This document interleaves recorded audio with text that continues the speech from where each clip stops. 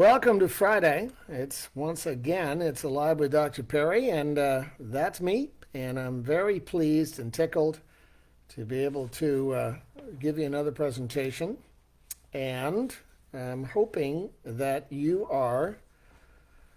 once again, you're using your masks and you're doing social distancing and you are behaving in a way that would suggest you're a fully functioning grown up and you're taking care of yourself and you're looking after protecting your loved ones and you are protecting others from any infection from you or the other way around.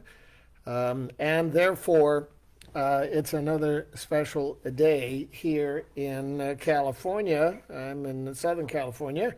And imagine there are a bunch of you listening from all over the place. We have been so pleased and so tickled that since we've been doing these live presentations, and especially the series on Axioms of Life, which today we are doing number 5, that there's been so many people taking a look at this and finding value and saying nice things and all that good stuff. So as we continue on here, both on Facebook Live as well as on YouTube, to the extent that you have any questions or comments, feel free to go to my website, jmperry.com, send me an email. I do respond. I do appreciate your nice remarks. Or you can give me a remark here on Facebook if you like, or on YouTube for that matter. Certainly feel free to let me know what you like. Let me know what you might want more or less of. And of course, any questions you might ask, please know that I'm more than pleased to respond to you. So, today is axiom number 5. And this is number 5 of 8 axioms. And for the last several weeks, I've been doing an axiom per live experience. And what I want you to know about all of this is the following. Over many years of being in the psychology business, the optimum relationship effectiveness business, the optimum performance business, the getting people to reach agreement, learning a variety of skill sets that make you be more persuasive, how to resolve conflict, how to operate from strength, how to recover from setbacks, on and on and on. After many years of doing this, it's clear to me that I have discovered a series of incontrovertible truths, if this is the first time you've been watching the Axioms of Life, and these incontrovertible truths are ones that clearly have made me convinced that they are basic axioms of how to live your life. And if you understand and apply these axioms to your life, you're going to have a by far more effective life with better ups and less downs, with better capitalizing on your strengths, better recovering faster from your weaknesses or setbacks, and you're going to be much more highly functional, and you're going to find your smile and much more likely to keep it, all that good stuff. So this is axiom number 5 of a set of 8. And if you want to see some previous axioms, feel free to go to YouTube or Facebook, and you will see previous axioms number 1, 2, 3, 4, and we're doing number 5 today. So the subject matter for today is called Pride is Very Expensive. As, by the way, it would be your pride, my pride, anybody's pride. Pride is very expensive, and forgiveness works wonders. So I want to talk to you about how you may, over your lifetime, have spent entirely too much time obsessing, thrashing, being angry, being hurt, being emotionally damaged, wanting a pound of flesh, any of that kind of stuff from some other people.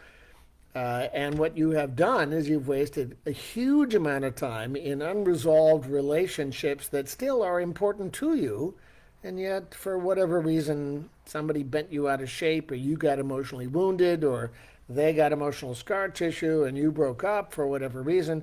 The point is that when you get your pride involved to somehow remind you of how you deserve a pound of flesh, or you deserve them to call you and grovel and apologize, all that good stuff.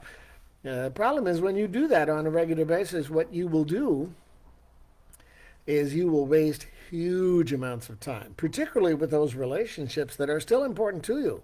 You love that person, you care about that person is related to you or persons, and you got your feelings hurt, and you now have wasted a decade, 2 decades, 3 decades waiting for that person to call you and fix it. And that just is a huge waste of time. So let's begin on pride is very expensive and forgiveness works wonders. Think about how often you're angry, betrayed, insulted, hurt, rejected, abandoned, cynical, humiliated, let down, put down, embarrassed, and or upset by someone or some people. Now, when you felt any of that stuff or experienced that as a result of whatever the dysfunction was between you and him, her, them, you will be so bothered and you'll be so hurt that you refuse to forgive them. Absolutely not. I will not contact them. They have to fix it. It was their fault. You see what they did. And very often what you will do is you'll take all your hurt feelings that where they behaved in your view unconscionably, and you will expect some kind of reparation. So what will happen is you'll sever your relationship or you refuse to talk to them again for whatever reason, and you will cover all that hurt up. You'll cover it all up with pride. Another way of talking about pride is very expensive and a colossal time waster. I love this one. Ego is the anesthesia that deadens the pain of stupidity. Let me do that again. Ego is the anesthesia that deadens the pain of stupidity. And if you're wondering, gee, are we all capable of acting stupid? The answer is absolutely. If you take a look at what's going on in the country right now, you'll notice there's huge populations of people that are really wrapped up in behaving badly, and their ego somehow or another deadens the pain of their stupid behavior. Stupid behavior, let's burn something down, let's loot something, let's wreck something, let's tear it apart, let's protest, let's pull out weapons and shoot each other. I mean, really, really unconscionable stuff, and certainly a whole bunch of it is stupid. So think about how much time that you have wasted in your lifetime being hurt, angry, and wanting a pound of flesh from him or her or them. Now, if you think about how much time you've wasted, and often it's a lot amount of time, think about, I haven't spoken to my brother in 20 years, or I refuse to talk to my mother, or my father, or my cousin, or my longtime friend from high school, or whatever it was. Think about when you reflect upon how much time went by where they did whatever they did that hurt you so badly, that cut you to the bone, that broke your heart, that embarrassed you in public, where you were humiliated, or whatever it is. Think about whatever they did. And it's created all this scar tissue for you. And then you reflect upon how much time has gone by and how much you have been so determined to keep the door closed until they call groveling on their hands and knees to you, which, of course, for all kinds of reasons, they're unlikely to do. Well, if you think about that reflection of whatever happened over a long period of time, and now you have zero contact, and you still love them or care about them or feel special to them for whatever reason, your pride is just so overwhelmingly strong, you just refuse to really conduct things differently until they fix it, because it was their fault in your head. Well, if you reflect upon exactly what happened whenever that was, the chances are very, very likely that you also contributed at the time in an exchange that created the problem. You contributed in a stupid fashion yourself. Everybody does. I have. You have. If you think about what happened or what failed to happen and you look about your contribution, you're probably going to experience some kind of regret. some kind of guilt, some kind of sadness, some kind of feeling, sheepish, because you actually did contribute to the outcome that was so bad. And yet, now, of course, you're so full of yourself. You're so full of pride, or as John Travolta said when he was playing, I think his name was Sonny, I think, in Urban Cowboy, he said, I'm prideful. Well, notice your pride is so important to you that now the idea that you would acknowledge or open up or decide to own your own behavior is unthinkable. So now you're so full of yourself. I love this line. It may be, somebody said this to me years ago. You know what? You must be one of those people who have to have a group picture taken of themselves. You have to be one of those people who have to have a group picture taken of themselves. Well, now think about the effect on you. You have a long-term relationship with a family member. Either nuclear family or extended family.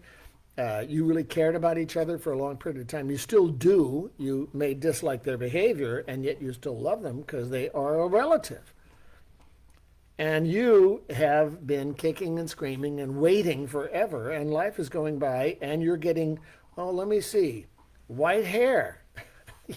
You're becoming distinguished while you keep waiting for decade after decade for them to step up and clean up the mess. Well, think about the effect on you. One, you're unable to let it go and get on with your life. Two, you remain any of the following, any or all of the following. You remain bitter, scared, hurt, angry, prideful, wanting a pound of flesh from him or her or them. And after a large amount of time, you might start noticing that in reflection, you really have had some contribution to the problem in the first place. And if that's the case, well, think about what your pride has done for you, because it's wasted huge amounts of time. You continue to punish yourself for being so weak or stupid or vulnerable or believing or gullible or whatever. So now there's so much scar tissue and there's so much pride covering up whatever the hurt is that you're unable to forgive them, and you're certainly unable to forgive yourself. Forgive yourself for being so stupid. Forgive yourself for allowing it to happen. Forgive yourself for feeling so guilty because you contributed to the problem, but you're unlikely to ever admit that to yourself or anybody else for that matter. So therefore, most of the time your pride prevents you from getting out of emotional prison. So now let's talk about what is exactly emotional prison. Emotional prison is you are, for whatever reason, ill-equipped or unwilling to, usually ill-equipped, to somehow or another get out of emotional prison because your pride wants you to stay there. And so therefore you are under the illusion that if you are really proud and full of yourself, then you really have to wait for them to step up and clean up the mess because they did it first, or they made the mistake, or they started it, or something like that. So would you really rather continue to waste years in your life that you're unable to get back because your pride is so strong? Life goes by pretty quickly. My father told me that at 27. He said, son, now make use of every moment because before you know it, you're going to look like me and you're going to sound like me. Well, I said then, yeah. And now I blinked, and I look like him, and I sound like him. So think about what you did when you placed yourself in emotional prison thinking, they have to apologize to me. They have to contact me and fix it. They started it. They have to grovel and ask me for forgiveness. They were at fault, and it therefore is up to them to own it and repair it. Think about how often you have actually behaved similar to that, looking for a parade in your honor because your pride is so strong. So here's the deal. First question. Why is it up to them to make the first move? Think about that. Notice you think their job is to make the first move. Well, why is it up to them? to make the first move? How is it that you're unable to do so? Is your pride that valuable? I mean, think about it. Who really cares about who makes the first move? More than half the time, you're probably more equipped to do something about it than you think. And yet your pride disallows you to do something about it. So now you're wasting time, feeling conflicted emotionally, still in some kind of emotional prison, waiting for the other person to make the move, and they're ill-equipped or scared or reluctant or for whatever reason wanted to have it be your fault. So here's the deal. If you think, well, they have to make the first move because your pride's so strong, well, where does it say they have to make the first move? I mean, think about how much time you're wasting waiting for them to make the first move when really you could do it. If you wanted to be a fully functioning grown-up, you could do it. I'm bringing this up because I've been there. And I've been pretty stupid in the past on several occasions where my pride really got in the way.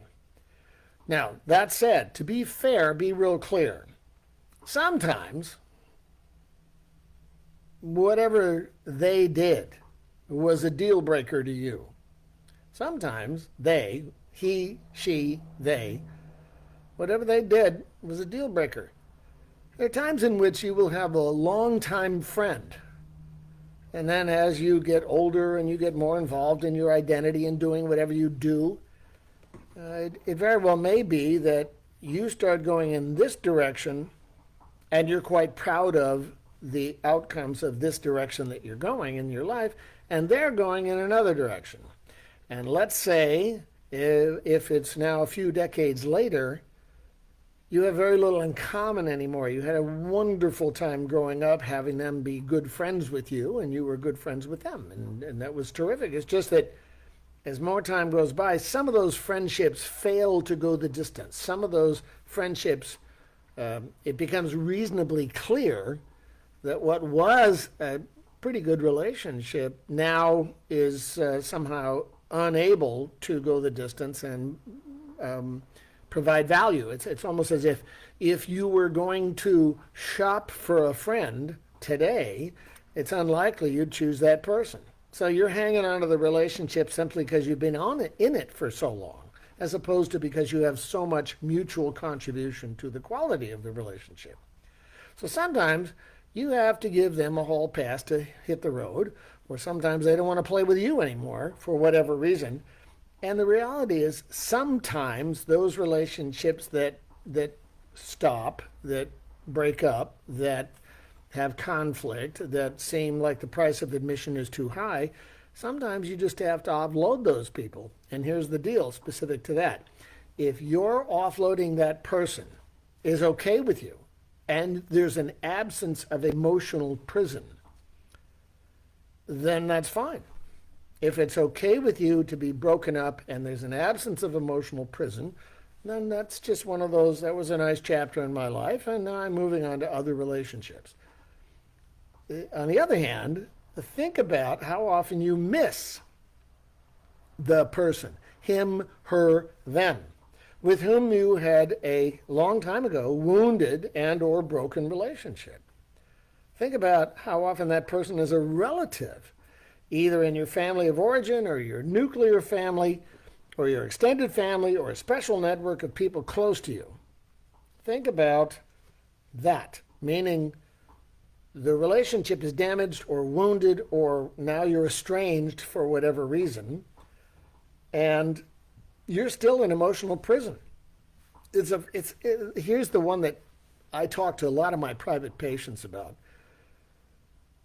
where they're talking to me, for example, they have the colossal problem with their mother, or a colossal problem with their brother, or with their father, or something.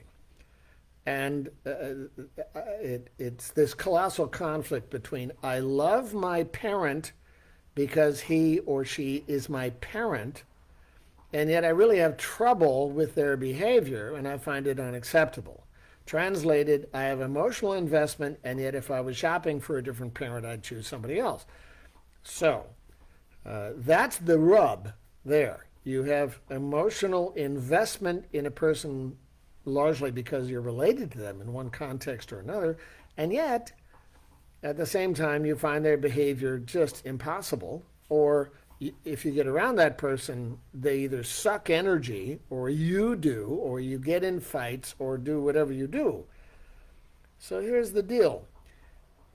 When you're stuck, it's when your pride is so expensive for what they did or didn't do. In reflection, you realized you've kind of behaved pretty stupidly yourself. And yet, in your head, your pride is so strong that they behaved badly. And therefore, you have remained in emotional prison ever since. And then invariably, people like that end up in my office because they're still emotionally stuck with something that happened 2, 3, 4, 5 decades ago.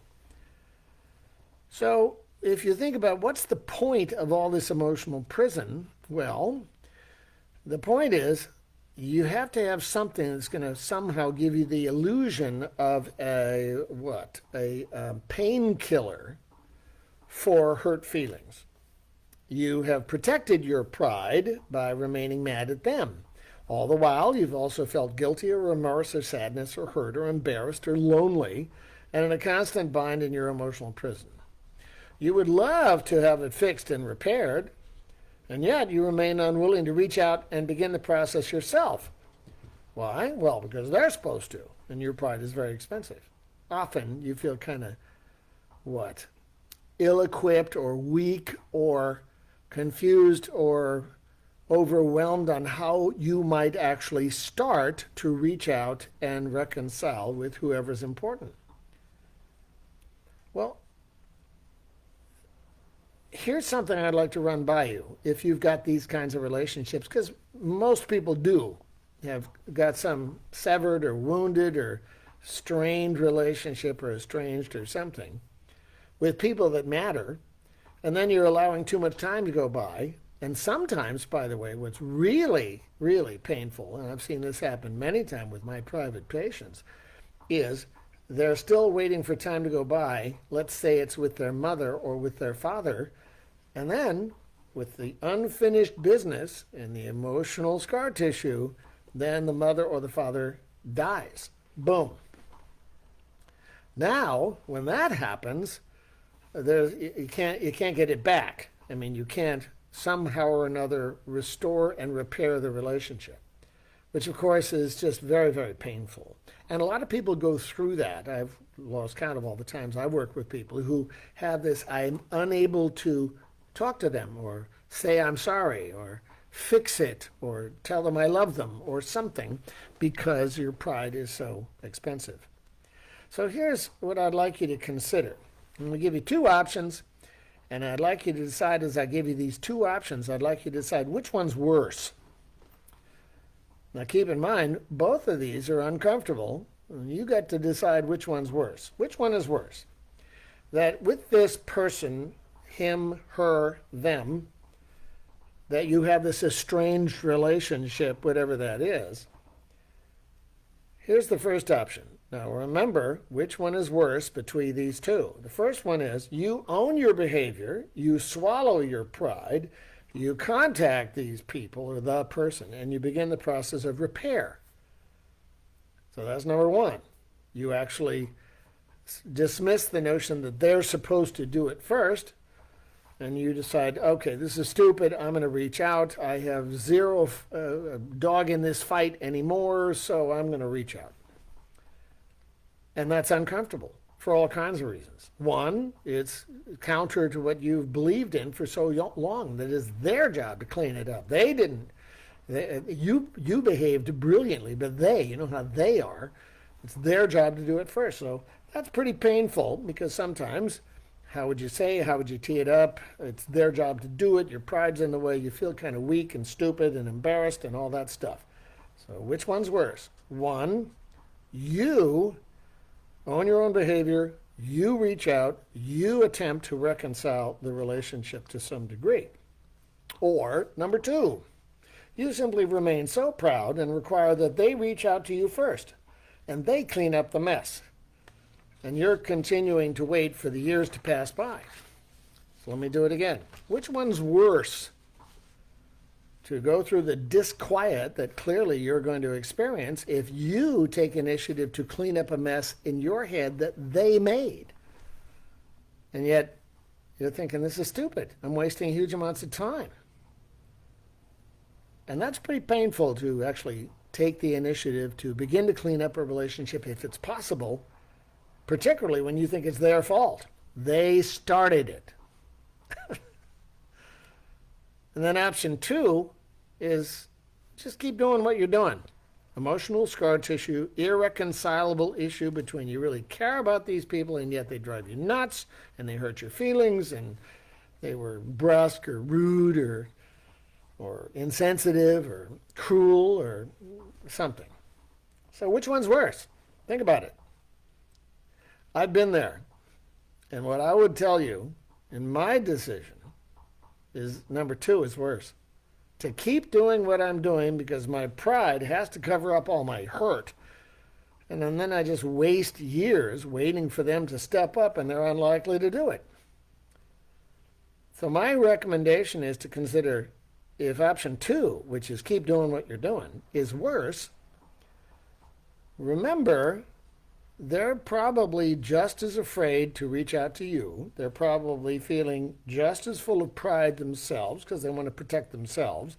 They are probably feeling weak and stupid and uncomfortable with the idea that they might have to consider apologizing for their own behavior, or they're afraid that if they do reach out to you, you're going to keep the door closed because you've experienced that too. So, let me give an example. I talked about this as an example.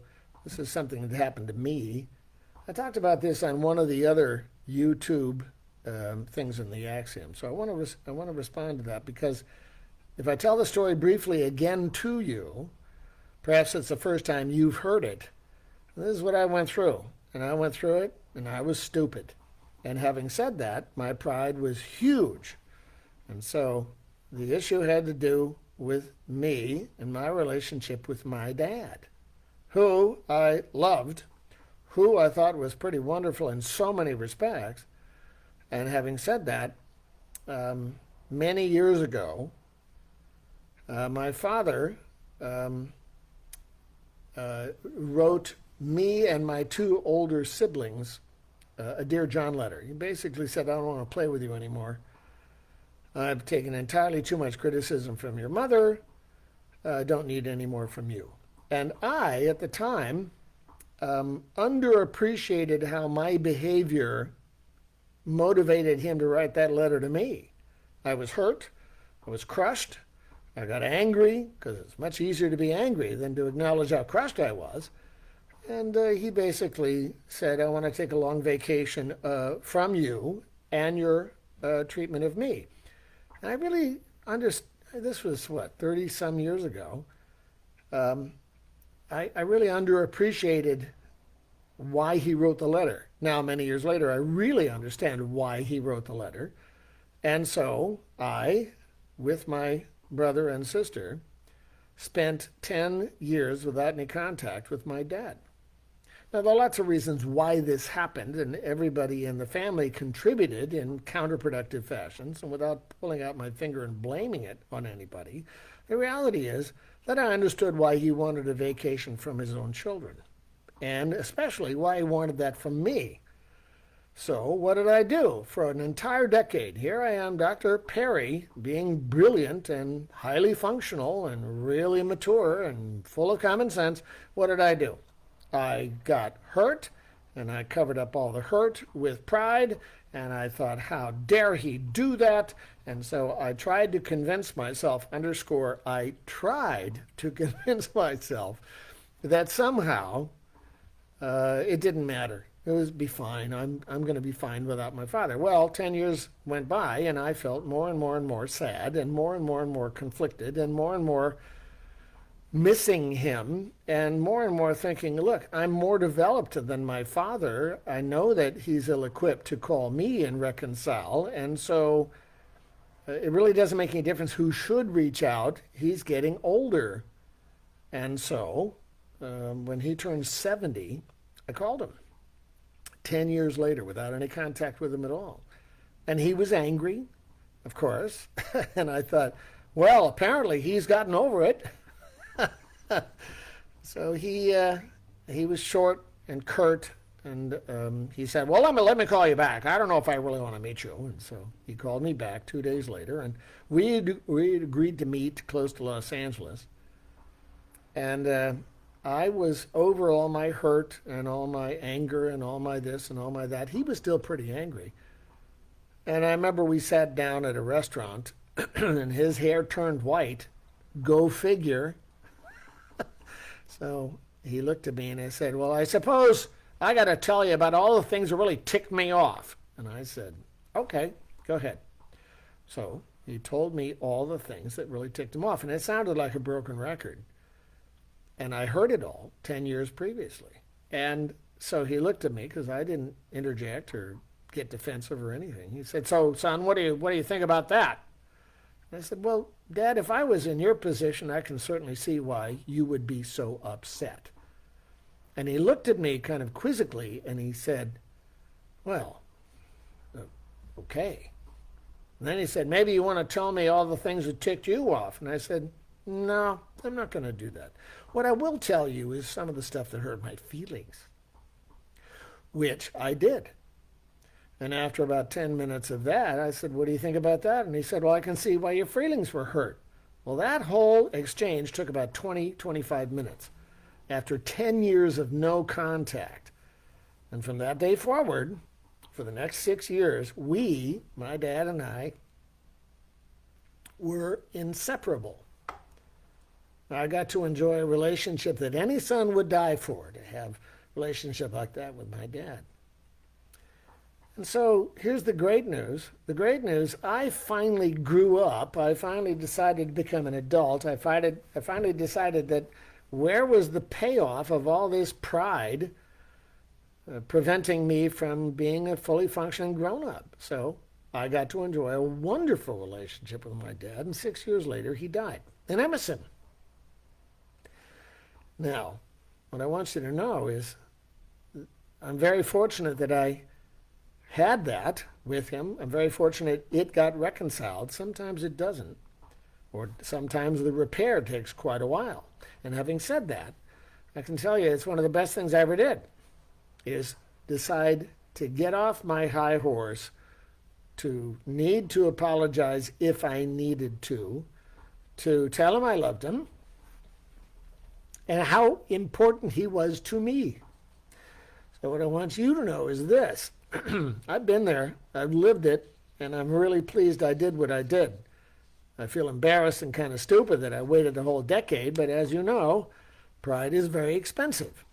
So if you think about some of those relationships where you are unable to reconcile the fact you care about them for whatever reason, and yet whatever happened or what failed to happen created so much of a rift you're unable to fix it. I mean, life is going by too quick. And the last thing you want to do is keep your pride intact without ever stepping up and forgiving yourself and forgiving them. The last thing you want to do is wait until they're dead, and then you really are in emotional prison. You're going to end up seeing somebody like me. So if you were to decide to forgive now, remember there's two populations if you're going to do it, which I highly recommend. If you're going to forgive now, remember there's two populations you have to forgive. I'm going to talk about each of them. The first population is them, or him, or her. You have to somehow or another forgive them for being human, weak, stupid, prideful, whatever it is. Bad judgment, coarse, insensitive, cruel, whatever it was. You have to decide to forgive them, because all that does is make you mad if you hang on to it. The other population you have to deal with, which is more important than the first population, is forgiving yourself. Now I'm going to talk about each of those momentarily. First off, let's talk about forgiving them. When you forgive them for whatever they did or failed to do, keep in mind the following, which will help you forgive them. They were just as unskilled as you, or just as immature as you, perhaps. They were just as ineffective as you. They were just as ineffective of making relationships work. They most likely felt as guilty and stupid just as much as you did, or still do. Everyone has to deal with their pride getting in the way of the obvious and common sense, so this is all kind of right on schedule stuff for human beings. So keep in mind, what's going to be easier for you to do, to hang on to all that bile or to forgive them for being human? Because here's the second population, which is more important than the first one. You got to forgive yourself for being ineffective, unskilled, and a chowderhead. The reality is, people generally do the best they can at the time. And the best they can may be significantly less than you would like them to do. And maybe they're all only equipped to do this much as opposed to a lot more. When you forgive yourself and get out of emotional prison, then you can create and build and secure healthier and more forgiving relationships. When you decide to join the human race and acknowledge your soft underbelly, and acknowledge, like I just did to you about my relationship with my dad, how stupid was I that I decided to wait 10 years before I would bury my pride and reach out to my dad and fix it. I mean, had I done that inside of the first 2 months, as opposed to 10 years, I would have enjoyed a much longer relationship of great value with my dad. But no, I didn't, because I was stupid like everybody else. So when you decide to forgive them, tell them you love them, tell them you care about them, tell them, that it's irreconcilable that your feelings for them is bigger than your disquiet with them. When you forgive them, and more important, you forgive yourself for being less than brilliant, then you actually get out of emotional prison. And therefore, you're less emotionally hostage to all those past feelings that just plague you and give you difficult dreams at night. Forgiveness lets go of being stuck in the past and charts a new course for the future. Think about, there are times in which you will see this either on television or YouTube or something. You'll see there's a mother or a family who is in court watching the sentencing of some horrible person who killed their daughter. And they're there because they're looking for closure. Sometimes you will see on YouTube, or you'll see on the television show, that the mother, for example, will go up to the criminal and forgive him. And when she talks about, I forgave him for his behavior, basically what she's saying is, if I am unable to forgive him, I remain in emotional prison. And that takes a lot of maturity, a lot of being grown up, a lot of understanding, gee, do I want to remain in emotional prison, unable to get on with my life? And the answer is no. So therefore, keep in mind that one of the most effective things you can do when you decide to forgive, especially yourself, then you get out of emotional prison. At which point now you can develop feeling close, develop good quality relationships. You can feel calm. You can feel the beginning of restoration. You begin to hear the quiet, and it's a wonderful feeling, as opposed to, yeah, but I can't because. When you forgive, you get out of emotional prison, and here's the thing I really like. What happens is you develop grace. Sometimes you run into people who seem to have a lot of grace, and the people who have a lot of grace are the people that seem to be pretty comfortable inside their own skin. They know there's a difference between how life should be and how life is. Axiom number one. And they're able to accept that people are less than perfect, that people, some are well-intended and pretty effective, and some are well-intended and very ineffective, and some people, for all kinds of reasons, are just awful. And having said that, the people that seem to be calm inside their own skin are the people that acknowledge the humanness of us, and that sometimes we do some pretty stupid things. So, let me close by saying the following. Pride is very expensive. Been there, done that. Some people, you sever those relationships, and that's perfectly okay with you. And you never want to deal with them again, and there's an absence of emotional prison. On the other hand, there's some people where you've had a wound or a estrangement or something, and that person is important to you for whatever reason. Your own child, your own sibling, your own parent, grandparent, whoever it is. And therefore, my recommendation, if you really want to get out of emotional prison, is decide you make the first move.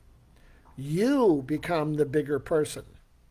Interesting. I'm really proud of myself that I finally got unstuck from my own behavior and reached out to my dad, because I know my dad, given the way he was put together, he would be unlikely to ever do it to me. I was more developed than my dad. And so I finally got out of my own way, and I'm really glad I got to enjoy that last 6 years with my dad. You become a bigger person. Your self-respect goes up. You start the process of relationship repair, and without you, that outcome is unlikely. That certainly happened to me. Without me taking initiative, I would have let 6 years go by. My dad would have died, and I would have felt huge amounts of irreconcilable conflict. Why didn't I? I shoulda, coulda, woulda. There's all that kind of stuff, and that's just such a colossal waste of time. So here's the deal. When you do reach out, please understand there are times in which it'll be uphill, or maybe it's irreconcilable. More than half the time, if you say, I'm sorry, and I was out of order, and I miss you, and I still love you, and let your behavior be the way you want to behave, I still love you. When you're able to do that, it takes a while sometimes, and maybe uphill, to restore the relationships. Here's the best news. When you do this, and you forgive them, and you forgive yourself, the bonus is that sometimes you actually do get to reestablish and restore important relationships, like I did with my dad. So my guess is, for many of you watching, you're either thinking about something like this that you are still in, or maybe you're thinking about someone with whom you are very close and they're still in emotional prison. And what I would say to you is, life's too short to waste your time deciding your affair that you're having with your own pride is more important than the affair that you'd like to restore with whoever that person or persons are. I hope this got your attention. Life is, in fact, too short. If you look at the nature of the behavior of an enormous amount of people in the country right now, which much of their behavior is just downright insane, they're going to be in emotional prison, very likely, given their behavior, for quite some time. And therefore, you can be helpful if you're one of the sane people looking from afar at this point. You can be helpful in perhaps reaching out to some of those people you know who are behaving in an insane fashion. And you may want to forgive them, or you may want to at least get them talking about it. At the end of the day, we behave badly when we get hurt. We become angry, which is easier to deal with than hurt. When we get too full of ourselves, we fail to understand the impact of our behavior on other people. And so my recommendation is love what you can love, let the rest go, look in the mirror, improve your own self-respect, and remember, life is too short to waste it by remaining in emotional prison and deciding your pride will protect you. That's just dumb. So avoid being like me, the way I was many years ago. And do more of what I did when I finally fixed it with my own dad. Hope this found some value in your mind. I'm looking forward to talking to you in a week, where we will go to axiom number 6. And I'm keen to know what your thoughts are, or please give me your questions. I'm Dr. Mitchell Perry, both on Facebook Live as well as YouTube. Click on the subscribe button on YouTube, because the more subscriptions we get, the better it is all the way around in terms of a reach. And I thank you very much for your time and attention. Please go home, hug the people you care about, call them, contact them, tell them you care about them and why. Everybody's emotionally malnourished. So make sure you send the love out, and you'll very likely get it in return. I'm Dr. Mitchell Perry. It's a pleasure. Talk to you next time. Bye-bye.